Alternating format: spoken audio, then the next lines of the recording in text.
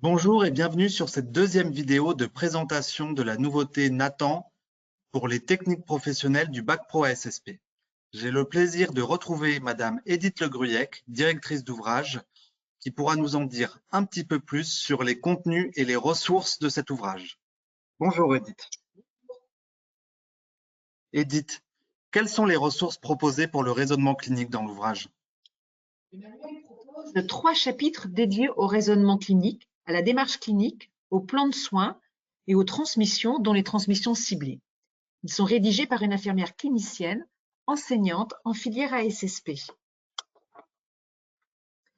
Concernant le raisonnement clinique, vous trouverez des définitions claires, des schémas cohérents et récurrents et une illustration de type BD du raisonnement clinique pour une introduction en douceur et à cette notion exigeante. Également une grille d'analyse créée sur mesure pour familiariser de manière ludique les élèves de Bac Pro ASSP avec le raisonnement clinique.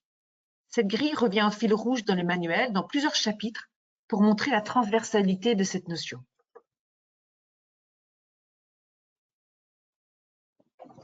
Edith, quelles sont les ressources pour la simulation en santé et pour l'aide à la mobilité, deux des nouveautés du référentiel ASSP? Il y a là un parti fort et innovant, une proposition éditoriale inédite pour le Bac Pro ASSP. La simulation en santé permet d'identifier les bonnes pratiques via une pédagogie de l'erreur et une analyse réflexive bienveillante et collective. C'est une alternative innovante à l'utilisation des fiches techniques et une pratique très utilisée en IFSI et en IFAS et encouragée par l'Éducation nationale avec des formations en cours dans toutes les académies portées par les inspecteurs des spécialités.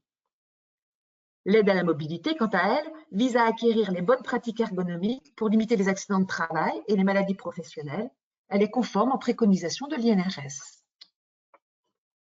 Pour ces pédagogies, le manuel met à disposition environ 2 heures de vidéos exclusives, tournées par des élèves de Bac Pro ASSP sur un plateau technique et réalisées par une référente académique pour la simulation en santé sur les soins et une formatrice de formateurs en PRAP 2S pour l'aide à la mobilité. Également des ressources pour les 7 chapitres du bloc 2 sur les soins d'hygiène et de confort et les 2 chapitres du bloc 2 sur l'aide à la mobilité.